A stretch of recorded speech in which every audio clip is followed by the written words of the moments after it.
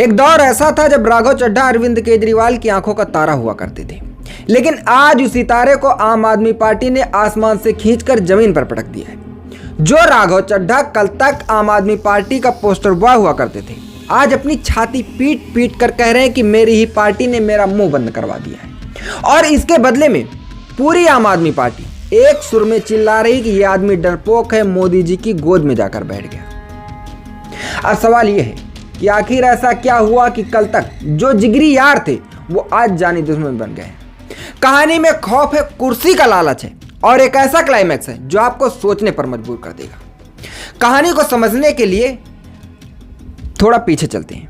बात है साल 2011 की। देश में अन्ना आंदोलन की आंधी चल रही थी। उसी आंधी में एक नौजवान चार्टर्ड अकाउंटेंट उड़ता हुआ आता है। नाम था राघव चड्ढा। 2012 में जब अरविंद केजरीवाल ने आम आदमी पार्टी बनाई तो ये राघव चड्ढा सीधे पार्टी के कोर ग्रुप में जा घुसे। शुरुआत बिल्कुल किसी फिल्मी स्क्रिप्ट जैसी थी। राघव चड्ढा की तरक्की की स्पीड किसी बुलेट ट्रेन से कम नहीं थी। दिल्ली का बजट बनाने से लेकर बड़े बड़े नेताओं को ज्ञान देने तक पार्टी में राघव चड्ढा का ही सिक्का चलने लगा था।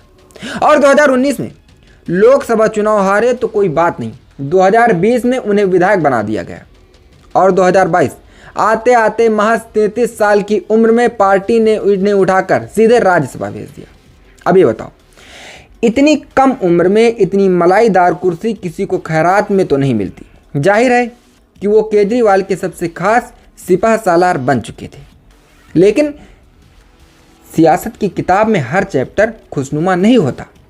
साल 2022 में जब से आम आदमी पार्टी पर मुसीबतों का पहाड़ टूटा, जांच एजेंसियों ने फंदा कसना शुरू किया और एक एक करके विकेट गिरने लगे तो पहले सत्येंद्र जैन अंदर गए, फिर विजय नागर, मनीष सिसोदिया और अक्टूबर 2023 आते आते संजय सिंह भी नक गए। आम आदमी पार्टी के अंदर ऐसा खौफ पसरा कि हर कोई अपनी परछाई से डरने लगा था। और फिर आया मार्च 2024। देश में लोकसभा चुनाव का बिगुल बजने वाला था और तभी देश के इतिहास में पहली बार एक सिटिंग मुख्यमंत्री दिल्ली के अरविंद केजरीवाल को ईडी ने उनके घर से गिरफ्तार कर लिया। पूरी दिल्ली में हड़कंप मच गया। एक तरफ पार्टी के छोटे छोटे कार्यकर्ता सड़कों पर लाठियां खा रहे थे, दूसरी तरफ गेस करिए कि हमारे राघव चड्ढा कहां थे।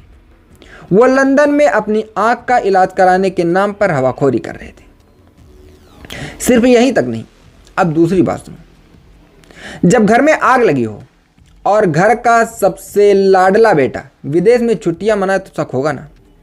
केजरीवाल जेल में थे, राघव चड्ढा उन गिने चुने लोगों में थे जिन्हें तिहाड़ जाकर उनसे मिलने की परमिशन थी।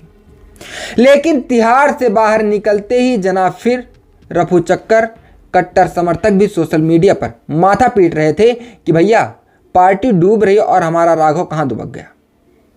अंदर की खबर तो ये और भी भयानक थी। इंडियन एक्सप्रेस के सूत्रों की माने तो जब दिल्ली में पार्टी खून के आंसू रो रही थी तब ये साहब पंजाब में भगवंत मान की सरकार के काम में अपनी नाक घुसेड़ने और राज्यसभा में अपनी पर्सनल प्रोफाइल चमकाने में लगे थे। 2025 के दिल्ली चुनाव प्रचार से भी वो ऐसे गायब हुए जैसे गधे के सिर से सींग। बस एक प्रेस कॉन्फ्रेंस में शक्ल दिखाई और फिर अंडरग्राउंड हो गए। जब चुनाव खत्म हुए और आम आदमी पार्टी भारतीय जनता पार्टी के हाथों दिल्ली की 7 सीटें हार गई तो पार्टी के अंदर हिसाब किताब शुरू हुआ। गठन में बड़े फेरबदल हुए। मनीष सिसोदिया को पंजाब पकड़ा दिया गया, बाकियों को गुजरात छत्तीसगढ़ की जिम्मेदारी मिल गई, लेकिन राघव चड्ढा उनको सीधे ठेंगा दिखा दिया गया। किसी भी लिस्ट में उनका नाम नहीं था। यह पहला संकेत था कि आम आदमी पार्टी अब राघव चड्ढा को किनारे लगा रही है। इसके बाद जो हुआ उसने बगावत पर पक्की मुहर लगा दी। संसद के बजट सत्र में जब टीएमसी के मुख्य चुनाव आयुक्त के खिलाफ महाभियोग का प्रस्ताव लाया गया तो विपक्ष एकजुट था, लेकिन राघव चड्ढा ने उस कागज पर दस्तखत ही नहीं किए। यह कोई छोटी मोटी भूल चूक नहीं थी, यह पार्टी लाइन को सीधा चैलेंज था और आग में घी डालने का काम किया उनके एक वीडियो ने। अभी 30 मार्च को राघव चड्ढा एनडीए शासित महाराष्ट्र गए और वहां मुंबई एयरपोर्ट के कैफे में बैठकर मजे से चाय पीते हुए उनकी तारीफों के पुल बांधने लगे। लालू प्रसाद यादव ने एक बार संसद में साहिल लुधियानवी का एक शेर सुनाया था तुम अगर मुझको न चाहो तो कोई बात नहीं, तुम किसी और को चाहोगे तो मुसीबत होगी। राघव चड्ढा के साथ बिल्कुल यही हुआ। अपनी ही पार्टी से कन्नी काटकर वो दूसरी तरफ आंखें मटकाने लगे थे।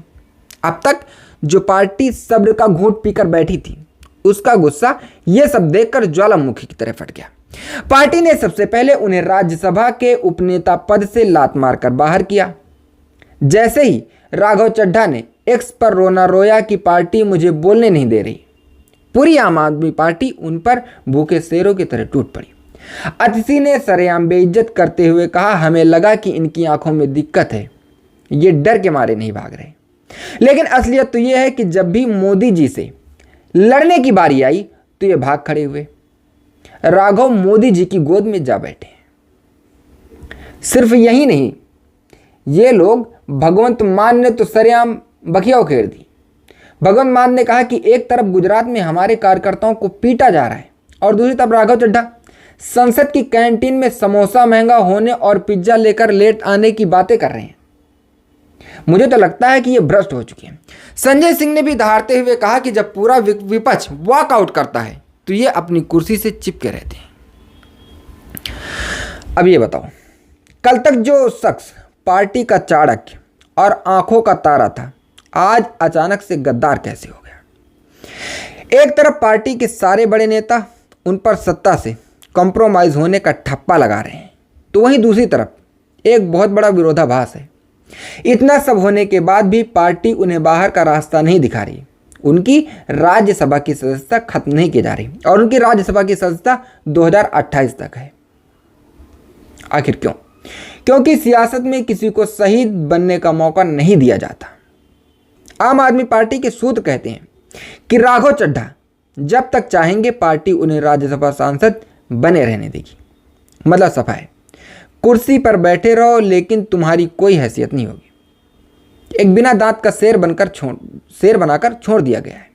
इसे कहते हैं राजनीति के असली विषाद, जहां कोई अपना नहीं होता। जरूरत पड़ने पर आंखों का तारा भी एक ही झटके में पैरों की धूल बना दिया जाता है।